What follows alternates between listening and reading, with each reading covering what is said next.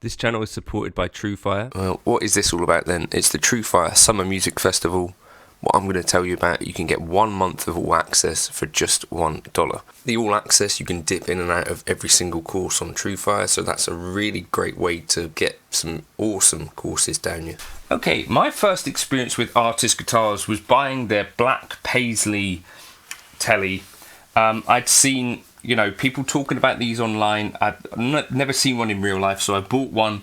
And they sent me an email. I was very impressed with it. I gigged it, and I was like, well, that is an incredibly impressive guitar. And then they sent me 2 guitars that I demoed. This is not a sponsored video at this point. I've already done what I was supposed to be doing for my sponsored video, but I kind of wanted to talk about it again because having looked more recently at things like the Fender Vintera, other guitars that I've got around me, I'm just still blown away by this.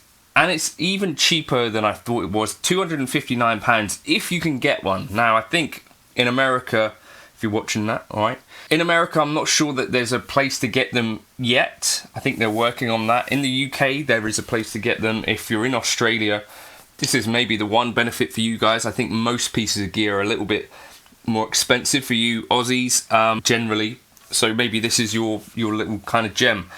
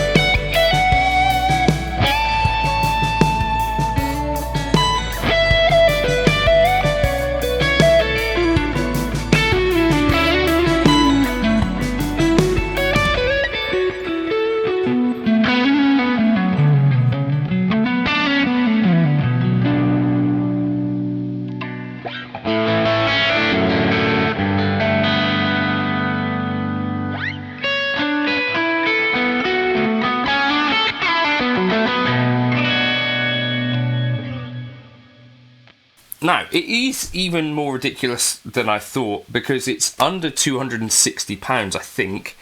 And to be honest, I've got really no idea what any other company might be able to do to get close to this level, except for maybe Harley Benton, the Toman brand. I just don't think anyone else is really doing anything quite like this. Talk about the wood, because I think the wood is actually an important part of the story here. So we've got quartersawn roasted maple. If you do look at it up close, it's got this really interesting fleck to it. And I know now, when I look back, that I've seen quartersawn on the Eric Johnson Strats. Why is quartersawn more expensive in general? I think it's because you have to end up using slightly less of the wood in general, I think.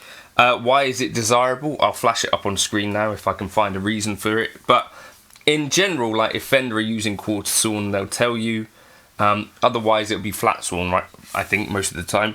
Now, the body wood is Paulownlia. I think that's how you say it. Now, I looked up a little bit about Paulownlia, and this, I think, might actually be a piece of wood that you start to see people using a lot more of. The reason being that it's a very fast-growing, apparently sustainable lumber. Not only that, but it's lightweight. It apparently grows like similar speeds to bamboo, and it has very pretty sort of purple flowers. And I think this is the same stuff anyway, and it was referred to as the tree of life in certain cultures. So that's the bodywood, but that's what's important to me about this as an instrument, is that you end up with something that's not super heavy, which in some cases with the cheaper guitars, you know, they might use, well, for whatever reason, sometimes they come up being comparatively heavy. Other thing going on with this is you've got this let's be honest, not so pretty nitro finish. It's kind of got like a little bit of a lumpy feel to it. So it's like there is finish here and then there's not. But underneath this, like Phil McKnight points out in his review, this is like a clear coat as well. So it'd be interesting over time to see how that ends up shaking out. But straight out of the box, if you get up really close to it, it ends up looking, I think, a little bit on the weird side. But don't let that be the biggest problem of all, because actually you don't have to buy the relic version either. You don't have to buy any of it. You don't have to buy it, do you? But this is, I wonder, like, if any of you guys are trying these kind of guitars, like, what is it that you're looking for in a guitar these days? Because I'm assuming that most people watching this video will already have one, a guitar or several guitars.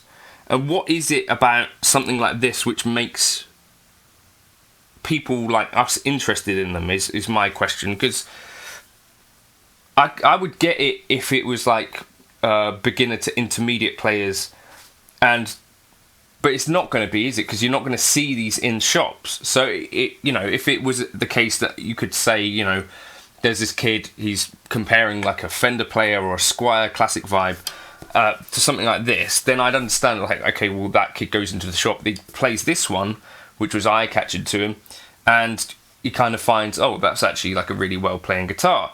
Or, you know, are you guys out there like looking for a telly, and then you see, oh, this artist thing that these folks have been talking about, let's see if they've got any in stock. Now, I don't think they've got any stock till like October at the moment.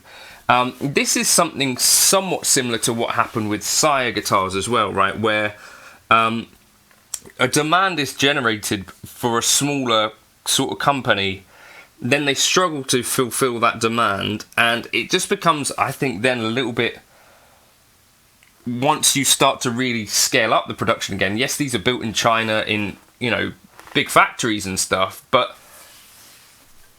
are they able to then maintain the quality as things scale up? I don't know. But anyway, the quality across these three that I've tried that black paisley one, I've got the relic red one, and this relic white one. The quality is really there.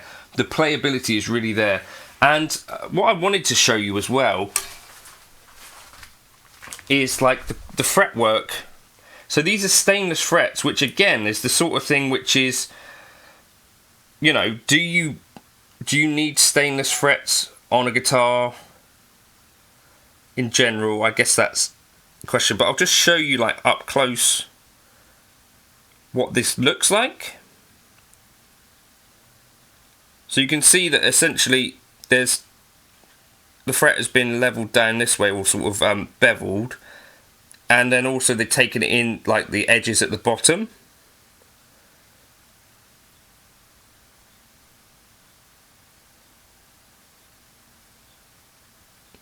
So in some cases, I think filing away that bottom fret might look a bit less pretty. The nut install is pretty good. Yeah, very nice. And installed well. So that's kind of, I think, what's so interesting about this guitar. Here again, like up close, I think that finish is not is not the main selling point of the guitar, although it is nitro, so that is kind of the point. But if it was me kind of, you know, going out and buying one of these, I might say, actually, I'll probably go without the Relic. But in general, I think what they're showing is that it should be possible to build a really good guitar for sub £300. Where you start to see a noticeable uptick in quality, this is a Seth Backus instrument, and this might be like an example of, like, you know, very boutique fretwork, although it's not stainless, but, you know, like a one-man operation and like a really clean nut install, and, you know, the difference between like a proper nitro finish that's been well aged. But apart from that, I think it's very difficult. You know, if you could build a parts guitar yourself for, you know, less than £400, I'd be quite surprised if you've got like decent pickups in there and fairly decent hardware, locking tuners as well. So I just think what they've done is built a guitar that actually is pretty amazing. Let me know your thoughts in the comments. I'll catch you in another video soon.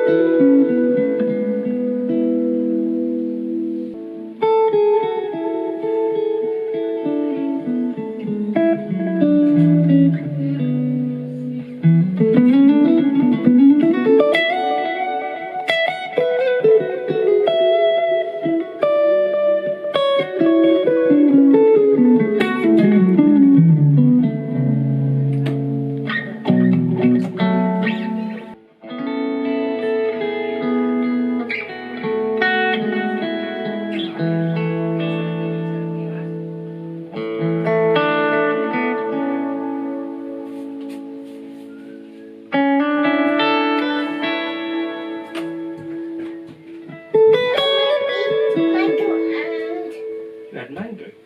Yeah, she had An mango. apple. Pineapple.